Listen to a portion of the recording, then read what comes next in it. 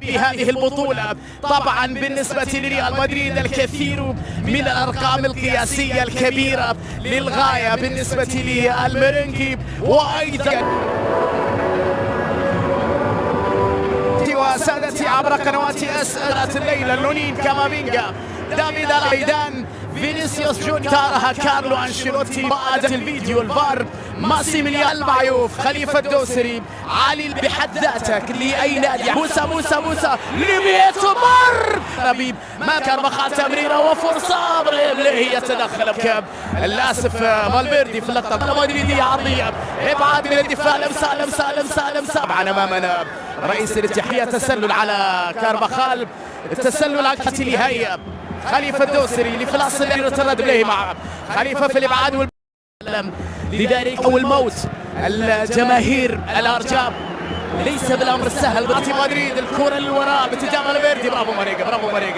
ماريجا العائد للوراء للتغطية الكرة لتوني كروس الهجمة بعيدة لا والله عندك كامافينجا خطيرة جدا لكريم بنزيما داخل منطقة طويلة رماها لموسى ماريجا 0 لمدريد عن طريق قفلة واحدة في كرة واحدة في تمريرة واحدة. المتألق كريم بنزيما ضرب الدفاع الهلال فينيسيوس الخطير للغاية يسجل هدف أول بعد 13 دقيقة لاعب في خطيرة من لوسيانو يمكن فعل الكثير في ليلة عالم فوز بكأس العالم حتى قبل انطلاقة هذه البطولة قوم لا يمكن أن ترتكب أخطاء سيكون عقاب قاسيا للغاية وهذا ما حدث مع فريق دفاع الهلال في أكثر من لقطة. سجل مدريد بعد والمدريدية وقيمتهم وإمكانياتهم هذا بحد ذاته إنجاز عظيم لمسة يد أملاء قبل أن نستعجل في الأحكام على لقطة ألابا وبعد كويان كرة بالخطأ بنزيما تصيب في التقديم ماريجا بكرة هدف يا زعيم الهلال يسجل في مرمى ريال مدريد في نهائي مونديال الأندية ماريجا بروعة كبيرة هذا الشيء اللي نراهن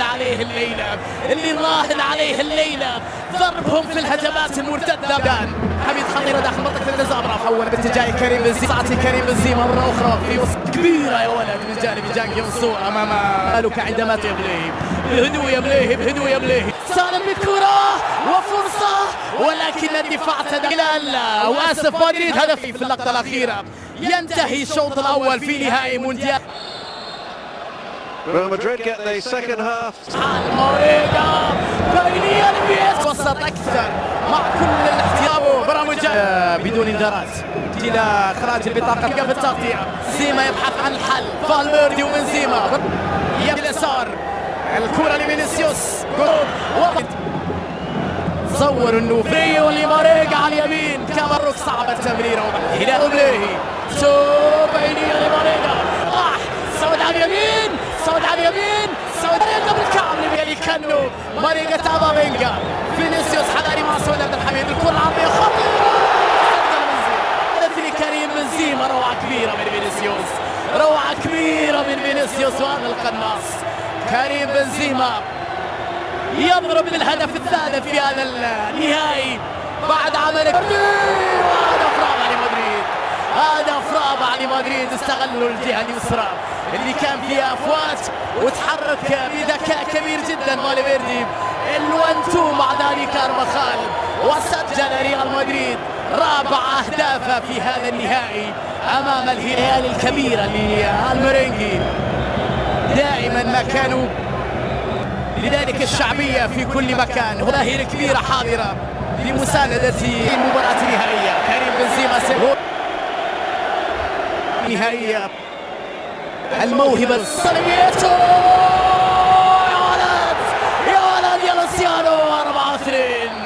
الزعيم يسجل ثاني أهدافه في مرمى ريال مدريد في نهائي المونديال بعد صعب على التمريرة ديمايوس مر وبي والكرة في المرمى هدف مدريدي خامس رودريغو فينيسيوس حطه يا صديقي حاول في وسط الميدان يتركون أماكنهم إلى الأبد لأن هذا الثنائي حلوة يا بيتو حلوة يا ميشيل الهلال يا جماعة، الهلال يعزك ويرفع راسك. أي شخصية يا زعيم، أي كورة جميلة في لقطة رائعة، وفرصة لباريكو. يا إلهي